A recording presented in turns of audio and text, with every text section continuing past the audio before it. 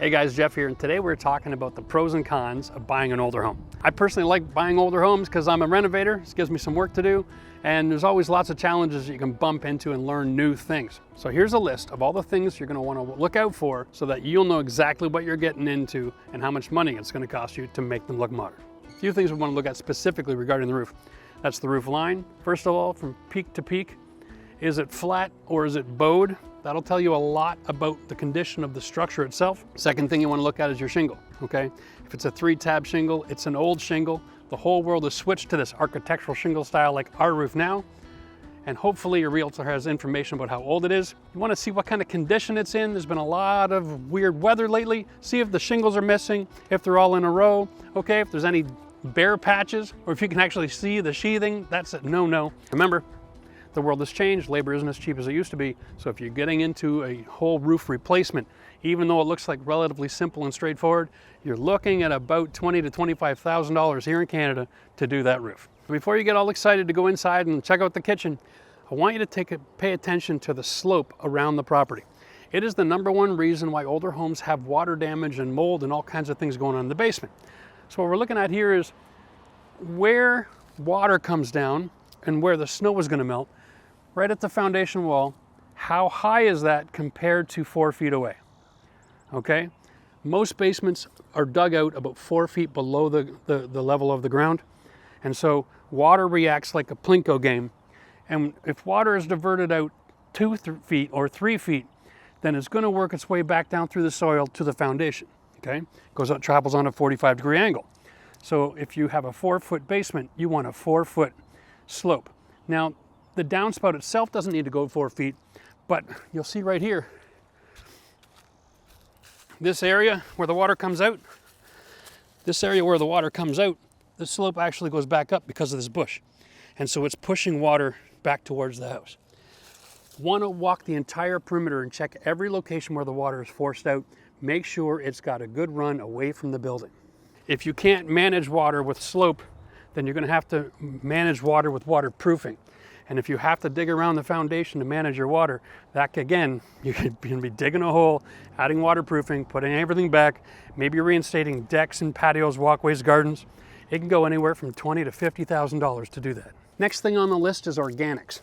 Now you might not think that dirt is an enemy of the state, but the truth is having dirt right up against your building is a problem, okay?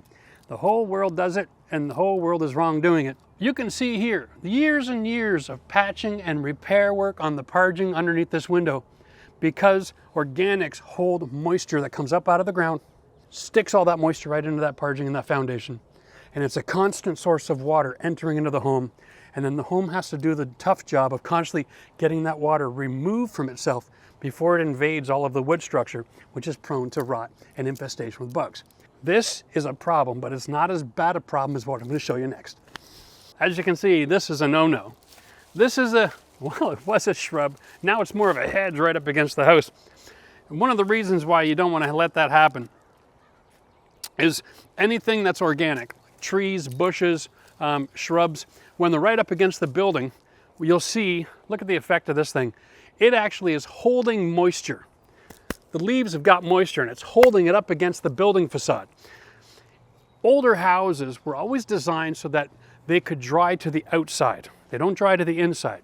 New construction dries inside, old houses dry to the outside. So when you have bushes in the way, it holds moisture against the wall. Any moisture that gets into that wall cavity can't leave. It will go to mold. Really looking forward to tearing that wall open in the garage and find out exactly how bad the scenario is. And then you can check this out. This is all organics, all up against the building again. Now, because it's a garage, it's generally drier and it isn't as much of an issue, but it's the same thing all around the whole building. Costs to get rid of all your trees. If you're not handy with a chainsaw, you might have to hire somebody out, come remove it, throw in the chipper, grind the stumps down. That can run you a few $1,000. But over here, to get rid of all the gardening all around the whole property, I recommend get all the organics out, put in a French weeping system, a French tile drain, which is basically this. It's invented by Dr. French, okay? This guy dug a trench, put in a membrane, put in a weeping tile, covered it all up with rock, remove all the organics from away a couple feet from the building, and what it does is it carries water from flat land like this, and then you can intentionally dig a drain and move all the water away from the building. That's a much better way to run this, and doing something like that's a great DIY project. We're gonna make that video coming soon, but probably it'll run you about $1,000 in material and a couple of weekends of blood, sweat, and tears. Next thing to pay attention to, guys, is temporary structures. We're still outside. We're talking about fences, sheds, decks, combinations, and whatever the heck this is. The reality is outdoor structures can be expensive, especially if they're a whole fence or a whole deck program. Being able to take a look at the structure underneath is a real benefit. We're gonna go look at here. We got a door actually, so we can. Oh, interesting. Oh, this is even more interesting. Okay, this is a really interesting scenario, but you can take a look here. We have a really advanced rot scenario going on. We've got a lot of seeds, okay? So that means one of two things. Either they used to have a lot of kids hanging out here eating sunflower seeds, or you've got yourself a lot of animals making a mess. Now, bottom line, when you're investigating your temporary structures, things like sheds, make sure the doors work, okay? A lot of times these are structures that are installed on temporary foundations, like 2x2 concrete pavers, all right? That is not a good shed base. If you want to know how to make a good shed, we got a video for that. We'll put the link in the video description. But the bottom line is decks and sheds can cost you a lot of money. This deck is useless to us. We're going to have to replace it. But if you're looking at a house that has an existing deck, get underneath, look up, check out the floor joists, okay, of the deck. Take a screwdriver and push it into the wood, all right? If it resists the screwdriver, it means it still holds the screw. You can resurface the deck if you like. It's going to be strong enough to get another 20 years out of it. But if you can push the screwdriver right into the wood, it means it's rotten like this junk, and it's not going to provide you any benefit. So you have an investment. Materials to build a new deck, let's go 12 by 20. Most cases will run you about 5,000 bucks, okay? Just to give you an idea, and to build a whole shed from the ground up, something simple, you're looking at a $3,500 investment. Keep that in mind. Just because you've got a backyard with a deck and a shed doesn't mean it has any value. In a lot of cases, it's time to replace them. This is what new wood looks like. Barely makes a dent. And if you just set it and press it, compared to old wood, or set it and press it. Oops. The last thing we want to talk about before we head inside is water management, all right? This house is a little unique, and every house will have its own issues, but let's deal with this from a perspective first of rain. Rain comes, hits the roof, we've got a shingle. We got an area here where we have our siding meeting the shingle. We don't have any idea if that's built properly, if there's step flashing behind it. You can only tell when you go back inside the house, all right?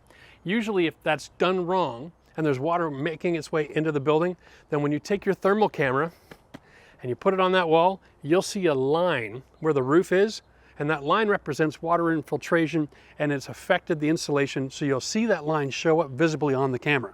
Now, here we have aluminum siding. It's original to 74. Doesn't do great for a lot of water diversion. It's got cardboard in behind it, so you're gonna have bugs, you're gonna have a lot of that kind of wasting away and turning into just dusty paper.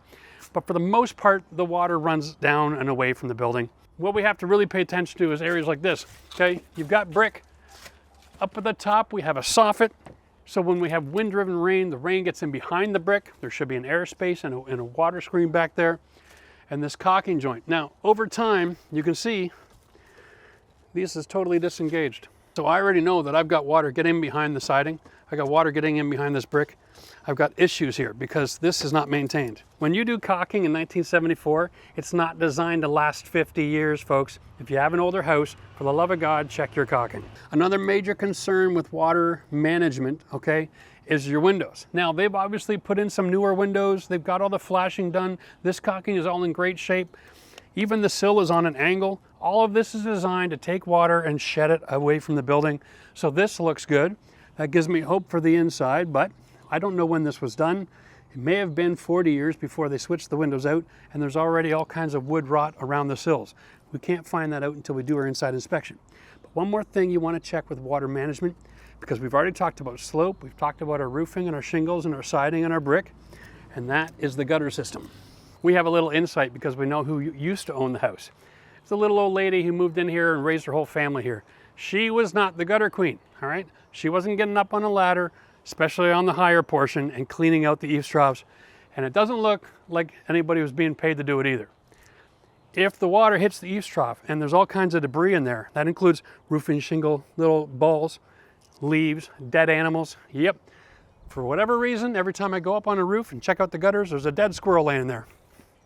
The point is this, water doesn't flow down, it pours over. And when the water pours over, it's piling up 18 inches to 2 feet from the building. Remember when we talked about slope, if the water is at 2 feet and it's piling up there, then it's going to hit the foundation wall within 2 feet, okay? That's a problem. You can't move water away from the building if it's just pouring off the roof and landing right at his feet. So real quick, let's talk about water management. If you need new windows, you're looking at $25,000, $30,000 to do a 4-bedroom home, okay? That's a good starting point. Keep that in mind. Now, as a DIYer, you can manage a lot of those costs, but when it comes to the siding, if you need to replace your siding, again, you're looking at, well, $5,000 to $7,000 in material plus labor if you're not going to do it yourself. If you're just looking to recaulk your house, and you can determine if you need to change the siding or not on the inside when we use the thermal camera. Like I said, if you need to get your caulking redone, you can hire a handyman for about $100 an hour, and he can spend the entire afternoon getting up and down the ladders, going around the chimneys, and sealing up your entire home to make sure that it stays dry. The next cost we want to talk about in older homes is your electrical. Now, over here is where our power is. You can see where it goes to the building, and there's a pipe going down.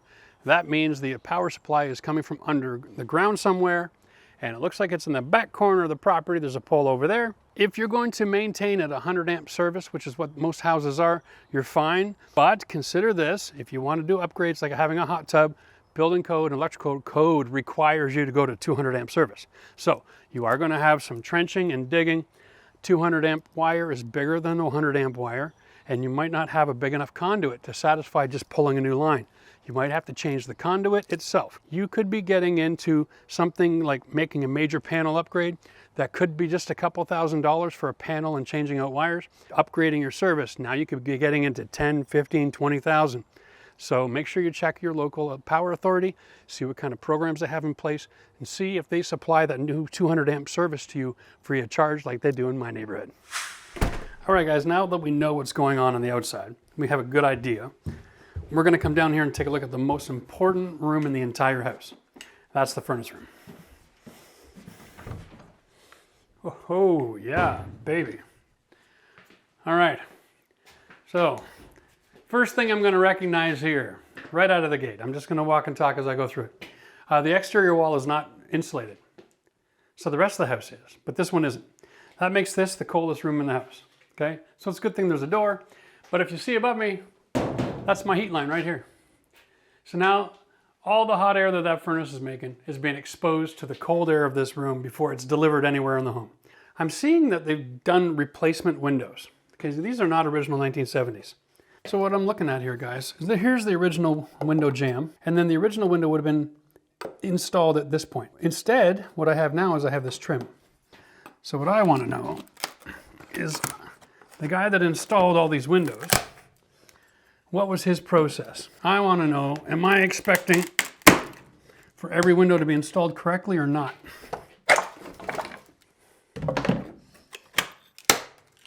And there we have it.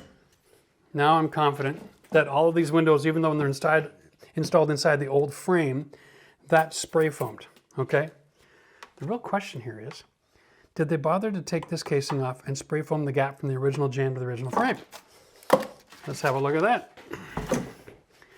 See, understanding the differences in techniques in building code, or lack thereof, will shed a lot of light on these things. Okay, so that's just concrete. This is a poor example. We're going to have to take the trim off of another window. In this scenario, the jambs are installed as part of the frame in this house. So that's not telling me anything. We do have a block foundation. We're going to check. We want to see if we're finding cracks, right? The rest of the house is finished, but this gives us a good indication. Gives us a good indication whether or not the foundation and the slope, the drainage, the water management on the outside is working. Next thing you're looking for when you're on your inspection is inside and outside. It's the only thing you got to check from both angles, and that is settling. You're looking for foundation cracks. Things where soil conditions weren't met perfectly before they poured the footing of the whole building. And then you don't know if you've got poured concrete or block foundation. You have to pay attention to these kinds of things, because if you have block foundation, your cracks will most likely follow the mortar joints, okay? If you've got a concrete foundation, it'll just be a straight line. In most cases, cracks in concrete are usually around the windows. And it'll start where the window is, and it'll just go on a 45-degree angle down to the left or down to the right off the corner. That's very common. So you can see that kind of a crack on the outside of the building if the interior is already finished. But if it's all exposed, then have a good look. With block foundations, as I said, the ground is about here. I've only got 3 to 4 feet below, so that I don't have much of a risk of soil conditions causing this to bow. But if you have a completely buried block foundation wall and you only have that little silly window up near the top that's 15 inches tall, you've got 7 feet of block wall. Depending on your soil conditions, like with clay, if it's wet when it freezes, it can start to push your wall, okay, and bow it inside. And if you take a look down your wall and you see bowed walls, okay, you've got to contact your structural engineer, because you're going to have to come up with a plan to stabilize that wall. And usually you're going to see that kind of an issue translate into other areas of the house, like this. We can go up here. When you're doing cinder block, you got a vertical crack like this. That is usually not the sign of a structural issue as much as a moisture issue. And this is probably just breaking the parging off the cinder block. What's more common when you have a structural issue is the crack tries to follow the shape of the cinder blocks. That's usually what happens when you've got that Tetris lifting, okay? This can be even seen, the daylight can be seen from inside the garage. You know you got a problem when you've got daylight coming through your wall. Like I said, most of this is probably just the result of having organics up against the building. This is really a weird room. Here, look at this. So what this tells me here, this used to be going out to a septic tank. So at one point, this house was on septic, and then it was converted over. And we know that the homeowners, we actually had a conversation with them, and they moved in 1974. They were the first owners. They just sold it to us. So it was 20 years before they built the houses across the street. Probably at that point, it was enough of a development, the city would bring in the water supply and the sewer system. So that's probably when they converted. So somewhere in this house, we're going to find probably some capped off water lines from the old well. But this is a capped off line to the old septic tank. Very interesting. And here we have the old dryer line. It's capped off, but it's got a really bad cold draft to it. That is not really how you want to handle it. If you have a hole in your foundation that you're no longer using, it's better to actually seal that up. Okay, well, here we got our electrical panel. It is a 100 amp service, and it is all fuses. Gotta love it. At least we got a main disconnect. Of course, we're going to be tearing this out and putting in a new 200 amp service, because I like a hot tub. Nothing wrong with this. This is a great installation. Loving this. We've got the telephone and the coax cable from the cable people here as well. Everything's stapled the way it should be. That's all original aluminum wiring. And aluminum wiring can be a problem. It's hard to go from aluminum to copper. So special process required, because those two metals will oxidize and they expand and contract at different rates as well. So those connections tend to come undone, right? We can talk about that in another video, how to fix that problem. But up here, let's take a look at a rim joist. Here's one of the most common problems in a home. So you see up in that corner there where all that electrical wiring is going up through the floor. That's a really interesting space for all that wiring. So what they're doing there is they're taking all those lines up through the exterior wall into the attic and then running it across the house. But the insulation in that rim joist doesn't exist. So in the wintertime, you're going to guarantee you're going to get ice there every year. I'm a big fan of having a properly insulated rim joist, because that is where you're going to get ice. Humidity and ice meet, boom, that's a problem. That's where you get mold. And if that's the level of integrity of how they insulated the rim joist, this one here has a huge gap on the left side. Okay, that's an issue. This is paper-faced insulation. Only one layer, so it's only R8. Another huge gap, another huge gap, another huge gap. Yeah, so that means, that's telling me that everywhere in this house, huge gap, another huge gap. Whoever was doing this insulation, see, this is a little bit better. And obviously they were careful here because there's a water line going up through the floor and they didn't want to have that freezing. We're gonna have some insulation issues in this house, I can tell, just by the integrity of the installer. That's gonna be a problem. Okay, and I'm not just here to look for problems. I'm here to understand the mentality behind the people that were building. I'm here to take a look at what challenges can we expect as we continue to unearth and open things up, right? So let's take a look for a second. We've got our hot water tank here. We got an air conditioning unit that was added after the fact, okay? This is where they screwed the pan in. There's their drain line. And the drain line goes to a bucket. You don't see that every day. Drain line goes to a bucket, which means somebody has to come down here every once in a while to carry that outside or pour it into the laundry sink. Good news is the furnace is actually on a concrete step. It's a couple inches off the ground. That is actually code now, so that is nice. I would imagine they would have updated all of that when they changed out this. This is a newer furnace. This is not from 1974. All right, next thing you want to take a look at on your list is your mechanical systems. We're talking about plumbing, hot water, and HVAC. The age of the equipment is easy. Someone will always tell you that in the listing. This is obviously somewhat newer, right? But here's some information for you. If you take the panels off, okay, what you're gonna see is inside this unit, you're gonna be able to see information that's gonna be really important to you as a homeowner. One of these things is it's gonna have a sticker to tell you how old this is. It'll give you a model, make number. You can check out the efficiency levels of your system. If it's mid efficiency or high efficiency, usually that related to, is it drawing air from outside or is it drawing air from inside the room? The other thing it's going to tell you down here, there's a sticker and it says here, minimum clearance to combustible materials. It'll tell you the horizontal, the sides, the front, the back, all that information so that if you're going to be building a closet or separation wall around your furnace, you know how to do it. And as a tip, if you're going to be finishing your basement and your furnace is in the way and you want to build a wall right in front of it, all you have to do is incorporate a door because the clearance is related to servicing the machine. As long as you can service the machine and you could have it removed at a later date, putting a 30-inch door right in front of the front of your furnace is a great way to save space in your basement. Now, one other thing you want to know is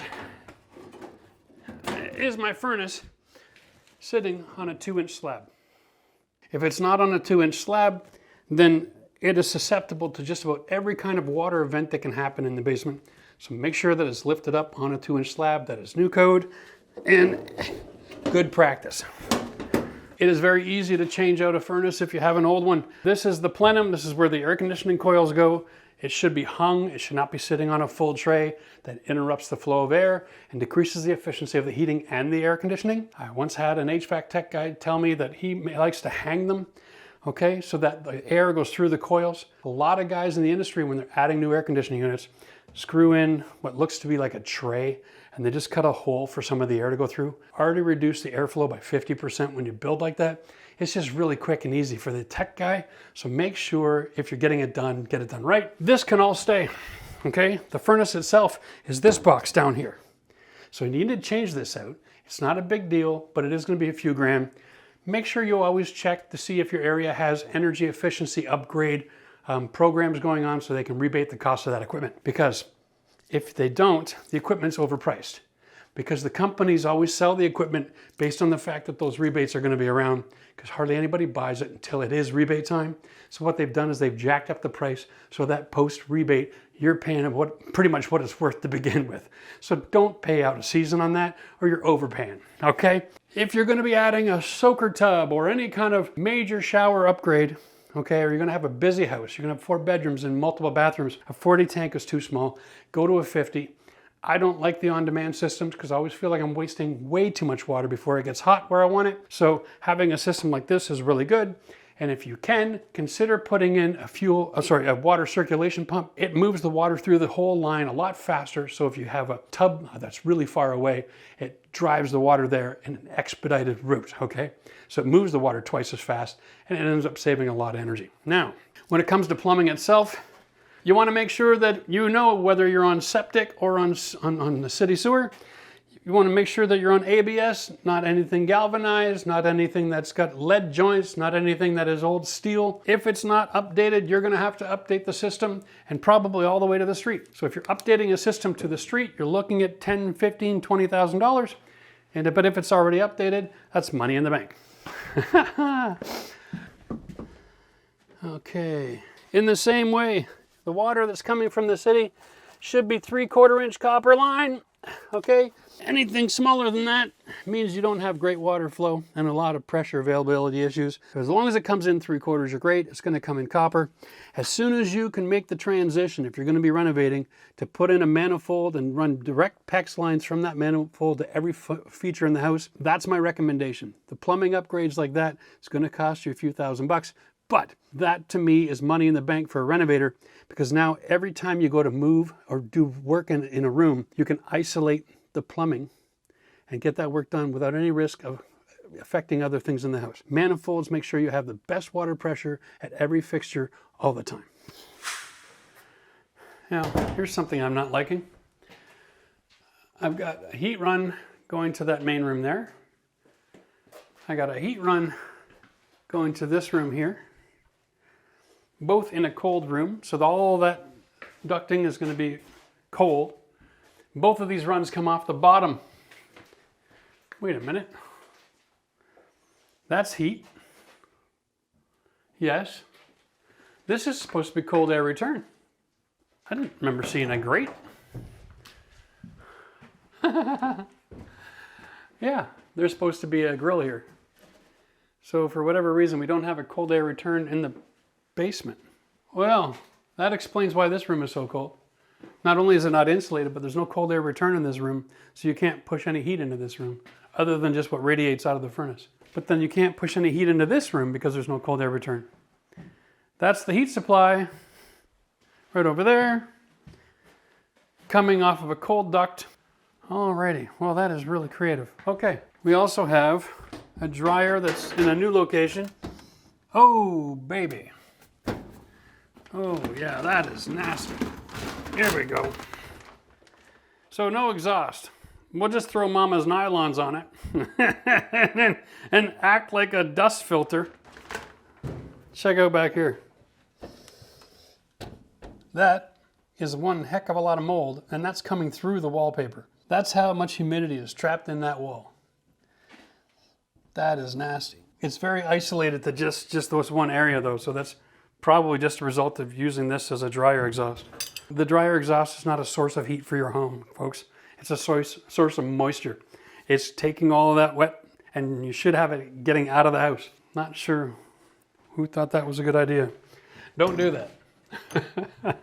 That's fascinating. We're on a subfloor system here. It's only about an inch and a half. Probably plywood on top of like 1x4 sleepers, maybe a little bit of white styrofoam. We'll open that up at a later date. We'll find out. I've seen a lot of those in my days, and they put it down a plastic sheet first. Usually that ends up just trapping moisture, creates a lot of that mildew smell. And in a lot of cases, that's what you know grandma's house smells like. It smells like the basement. It's not old people or liniment or something. It's actually the smell of trapped moisture underneath the floors in the basement. Because everybody used to do this back in the 70s. This used to be building science, cat's meow, but we have since learned that all we're doing is trapping moisture. Doesn't work. Doesn't work. Oh, now that's a bathroom. Okay, guys. No visible signs of mold over here. So yeah, that definitely is coming from the other side. We got copper water supply, 1.25 inch drains. It's all very outdated, but nothing intrinsically wrong.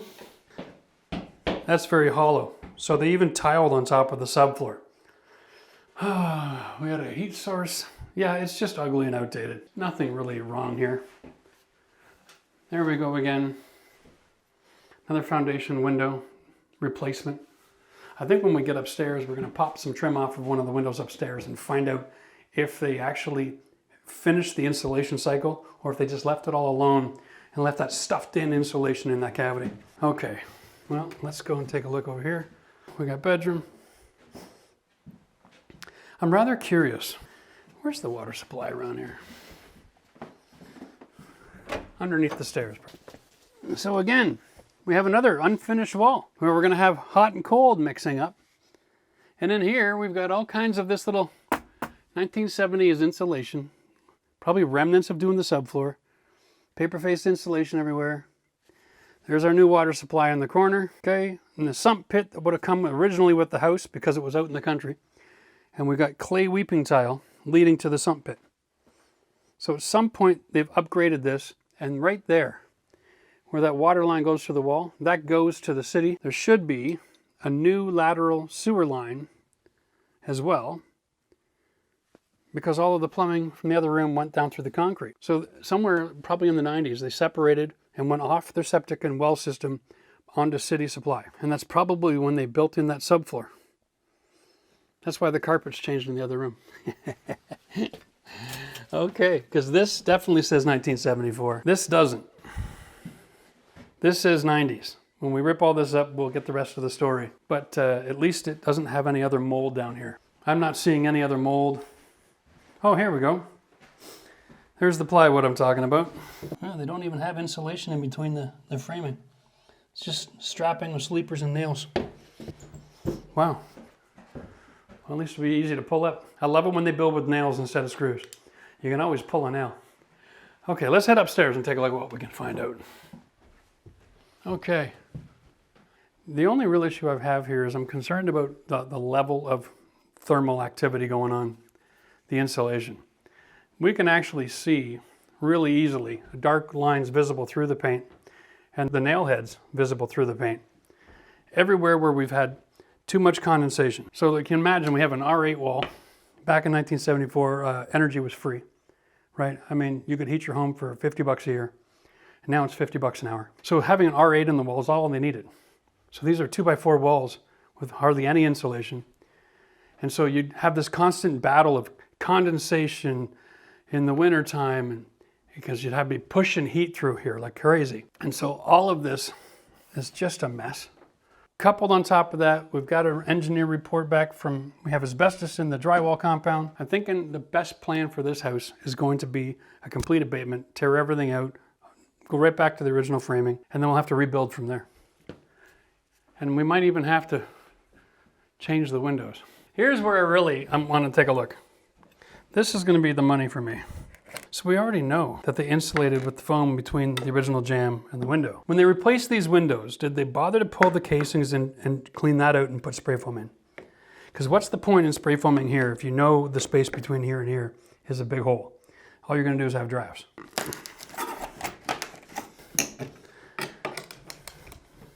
There is no cavity. Holy cow. Yeah, there you go. So here's the gap between the frame and the jamb. Back in the old days, they just shove a little bit of pink insulation in there. They'd use a tool like this and they would stuff it in, you know. But what you have is it's a rather significant gap all the way around. And then when they install the drywall, they bring the drywall tight, even though there's the frame of the wood is way back here. Okay, so then you have this 1/4 inch space full of air. So if you're in these old houses and you walk over and the windows feel good, but then around the door casing is always freezing cold. That's what's going on. It's the way they build. So these guys changed the windows, spray foam between the frame and the window, but they didn't update this gap here. You can actually feel the draft blowing through. Now when it comes to layout, working with older homes, remember this. Older homes usually have small bathrooms, small bedrooms, lots of closets. It's just the way they operated back in the day. Kids were there to be seen but not heard, right? They didn't have bedrooms that were big enough to be bedroom, office, entertainment space. It's where you slept, okay? So the living spaces in most houses have got headers and interior walls, and they're all working together to transfer load from the roof all through the building, which is why you end up with problems with doors not working, because there's weight on it. And if you have structural issues, everything sags. When you're thinking about your layout on an older house, what you want to do is crawl up into the attic and double check, do you have trusses? Now let's go see if we do, because if we do, that means every wall that you see, except the outside of the building, can be removed and we can start from scratch. The attic tells us a huge story, okay? We're gonna have a quick peek with the flashlight, see if we have any extra moisture up there, or if we have any mice problems up there, or any raccoons living up there, or whatever else. But from the outside, it looked pretty sealed up. Here we go. Oh boy, okay. So the first thing I'm going to point out is up here on my left hand, this metal webbing. This is what we call truss construction. These metal plates bind all of these pieces of wood together. And what that means is that none of the interior walls in this entire house have any structural load on them. The weight of this entire roof is diverted to the outside wall. So that means for us, for as far as design and reconstruction, now that we know we're getting abatement, we get to combine the abatement with the fact that we can move all the walls. So we have a clean slate to rebuild this house with. So we're going to keep the foundation, we're going to keep the outside walls, we'll keep the roof, and that'll be it. There's no baffles over here to guarantee the airspace, but since they use nothing but bat insulation, they didn't have to worry about closing that hole by accident, blowing it in. The roof is made of plywood instead of OSB. That is awesome. That's a superior installation. We've got a fair amount of water damage over here around the roof cap. Obviously, at some point, somebody didn't install that properly. Other than that, we got lots of fresh air coming in through the gable ends. You can take a look all the way down there. And down there, there's the drywall. That's the fire separation from the garage into the kitchen area. And that's intact. I'm not sure why we got two different colors in the insulation, but they both have the same R value, just different manufacturers. So all in all, this is pretty decent. But here's the big thing. This piece of wood here is a 2x3. That's not a whole lot of wood. Here. Oh, no. It is a 2x4. Okay. So this is pretty much 2x4, which means there's only 3.5 inches of space. So with this insulation stuffed in here like this, we're still only at about oh my goodness, let's see, 2 layers or 1? 2 layers. All right, so we got 12 and 12. So our attic is probably, the way it's compressed, about an R20. And at today's standards, that's about half of what we want for an R value up here. So even if we manage to maintain all of this, I've got to go crawl across the other ends of every one of these cavities. I've got to install air baffles, and then I got to blow in another 6 to 8 inches of insulation throughout the entire house. We will wait and do that until after we rewired the home, because we're going to have to get rid of all that aluminum wiring up here too. Really happy with the quality of this roof. This is going to make our life easy. When you have a house, you've got your outside wall, and a lot of times there's an interior load-bearing capacity, okay? This is where you find out if you have problems. A lot of your load-bearing wall on the inside is made out of lumber, and if it's been exposed to moisture and rotting, then it starts to settle as well. And so, go check your doors. Make sure they function. If they're not closing properly, yep, 1974, baby.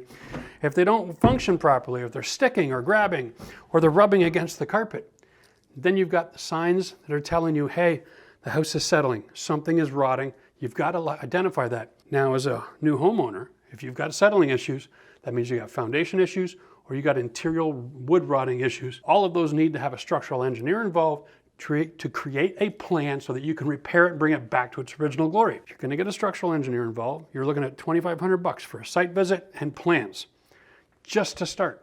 Plus the time and cost it takes to fix these remedies. Major structural issues can cost you up to $20,000, $30,000, $40,000 to repair if you've got bowing interior walls. Just keep an eye on that. So look for those signs, protect yourself. Just wanted to show you a couple things in the kitchen. Listen, hats off to the homeowners, okay, first of all. This is a 50-year-old laminated particle board stick frame cabinet. It's in immaculate condition. I didn't expect to see that. These folks wallpaper over their plugs, so it kind of like blends in with the tile. This is actually very artistic. That's made with the same kind of almost sponging effect with the pink as the tile. That blows my mind. But the thing that I found that was really interesting is the hood fan. Traditionally, we have the wire coming right out of the wall to supply the hood fan inside this bracket here. But this one is hardwired. We got a wire here going to a plug inside the cabinet. That's absolutely fantastic. Not every day you get secret power in your cabinet. All right, and there's no exhaust. So one thing we found that was interesting with this house is there's no exhaust. There's no kitchen exhaust, there's no bathroom exhaust, and there's no bathroom exhaust downstairs. So we have a house that doesn't have much insulation, that doesn't have any exhaust. What we're learning here is when you're buying an old house, you're buying a house that breathes. Up in that attic, there's a lot of airflow, right? And so because there's so much air moving through this building and there's drafts everywhere, everything stays dry. The secret with houses of today is everything is so sealed up that you have to manage the moisture in the home from your cooking and your showering and your breathing. But in a house like this, the technology was simple and it served a purpose in keeping things dry so it doesn't go moldy. So the only mold we have in the entire house is right behind the dryer where they broke the rule and didn't exhaust the dryer. That's it. Not bad. Other than that, the place is pretty structurally sound. We do have an asbestos issue to deal with. The biggest question I have about this house, and I would love to get your opinions in the comment section, do we keep this kitchen bench? This is so Eastern Europe. It reminds me of a trip to Hungary where I went and visited some old family on my wife's side. Everybody had a tiny kitchen with a built-in bench and a small table, and you would shove a dozen people around that table. Unbelievable. The last thing you want to know about with dealing with an old house is insulation. And for the most part, we already know what old house insulation is. It's garbage. It's not modern standard at all. Remember back in the day when this was built, you could put gas in your car for 30 cents a liter. Yeah, bring that back. I want to talk about retro. Our insulation in the wall was about 8, maybe 10, if you got lucky. If it's installed well, at least it was continuous, okay? Now I picked up this little camera here, guys. It's a thermal imaging camera. All right, and so what it does is it shows me all the hot and cold spots in the room. And if you grab this, it's about 300 bucks. Before you invest in a house, you'll know how it's built and if you have any major issues. So on the screen right now, we see cold corners, cold base plate, cold ceiling lines, mostly because those are solid lumber, all right? Wood does not insulate as well as the insulation, so that's why it shows up like that. Now the cold base plate in a lot of times is simply a result of the fact that when they install it, they don't have anything to stop the air from flowing. That's something you can fix without too much work. Man, you can really see bad seals around the windows. So even though they put in new windows, they probably didn't insulate between the existing frame and jamb, probably just stuffed a little pink insulation in there. We're gonna have to take a piece of trim off and check that out. And the ceiling is very consistent. This is a great little gizmo. This will tell you a whole lot. Remember we were outside talking about that roof line of the garage? There is no distinction there on that wall, which means it tells me that I don't have a water problem. So although it looks messy, it probably has really good step flashing on the garage, which is great news for me. So if you have any anomalies in your wall structure other than seeing the studs, that means that you've got a space in the insulation. Somebody cut a corner, or it got wet at some point and sagged in the wall, which means in the wintertime it froze and then you had water, you got mold, you got rot. So this camera, I know it's 300 bucks, but it can save you thousands and thousands of damaged knowledge, right? So you go in armed, ready to go. If you're buying an older house and you have insulation issues, you've got mold issues, you probably have critter issues, no matter where you live. We've got ants, we've got bumblebees, love to nest in walls. We've got all kinds of critters in the south, all right? You guys got termites down in the south. These are issues that only happen when wood stays wet. Bad insulation causes the kind of environments where moisture stays and makes things wet. So buy one of these, protect yourself. And remember, if you got to change your insulation, you're tearing out all your walls. So that can get rather expensive, right? If you're going to tear out all your exterior walls and re-insulate, you probably only have a 2x4 framing. Consider going to spray foam. Spray foaming a house like this on all the walls is going to cost you around 10,000 bucks. That's just the bottom line. If you want to get up to modern code. If you're happy to stay at poor insulation levels, you can do it yourself. You still got to put in new insulation. You probably $1,200 in material, but then you got to do all your drywall and paint work all over again too. All right, 2 more things we want to talk about real quick before we're finished here, and that is 1, old walls. And like with everything we're talking about in this video, you have to take it with a grain of salt because depending on where you live, you have different weather, dry climate, wet climate, 4 season, really cold like Ottawa, or is it 4 season, but it's only kind of like Tennessee 4 season. It affects all of your decision-making process. Old walls though, generally speaking, you have 2 major issues. One of them is, it could have asbestos. When you're dealing with old houses, make sure that you do a little bit of reading up on asbestos because it was in a lot of materials, not just the drywall. It could be in the plaster, it could be in the stipple popcorn ceiling, it could be in the tiles, like 8x8 little commercial vinyl tiles that are stuck on the basement floor. All these kinds of things. And if you have asbestos, you got to do remediation. That's another cost to consider. And this is just a quick test. Went to the store, bought some 100% acetone. Okay, you can get it at the hardware store. It's pink because I got this at the beauty store. And what we're doing is we're just going to check the original paint and see if it comes off. There we go. And what that tells me is, this is, even though it's from 1974, they were using latex. Back in those days, it could have been oil or latex. All right, check out different parts of the house. Well, actually, let's just go check out a different part of the house. A lot of times they'll use latex everywhere else except the bathrooms, and they would rely on the oil in order to do a bathroom because it gave them waterproofing protection. Okay, let's check a new part of the rag here. Okay, let's check the ceiling in the bathroom. Wow, nothing at all. What that tells me, since acetone can't eat through that paint, the ceiling paint in this bathroom is oil. So that's typical for builders. They'll have different combinations of technology. No different than today. We use different technology for different things. But here, we got oil paint in the bathrooms. So if you're buying an old house with oil paint, you've got to use a primer, a flat oil, before you go with your new latex paints, okay? Or when you have the steam from the shower, it'll just peel off. If you've got that peeling paint, I sympathize with you, but you've got to remove it with a putty knife and start from scratch. There's nothing you can do to save that job. Now listen, I don't want you to be discouraged about buying an older house. I want you to be educated. Because if you understand the challenges you're going to face, then you can negotiate a good kind of price. Old houses have great opportunity. This house we have here is our next project house for the next couple of years. It's going to be my forever home. I'm choosing this old bucket of bolts because location. This backyard is massive. My neighbors, they all have massive backyards, which means I have to write them a letter to talk to them, okay? This is amazing. You don't get that in a new build. The other thing that I have here is I've got a really good, solid, well-built home with truss roof. Gives me a lot of flexibility to do whatever I want to do in this house and to build it beyond code. I also get to buy this house about half the price of what the houses built across the street were done just a few years ago. So the option here is really simple.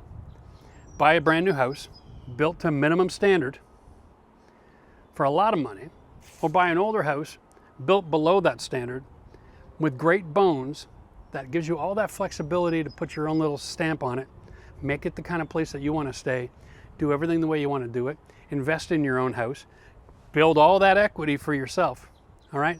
And the things that you can't do yourself, you can hire out knowing you can afford to do it. And let's face it, this place was a great house for raising a family.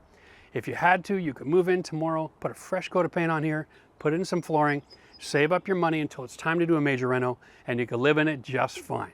All right? Now that's it for today. Join us on this series. We're going to be doing this entire project, and join us in our membership. We're jumping in on Discord. If you have renovation projects or you're looking to buy an old house and you need a coach, then that'd be me. I'm here to help you out. Love to see you in the comment section. If you have questions about any particular project that you're looking into, then get in the comment section and let's have that conversation. Is the house that you're looking to buy something that's worth investing in, or is it a money pit? That's it for me for now. Cheers to next time.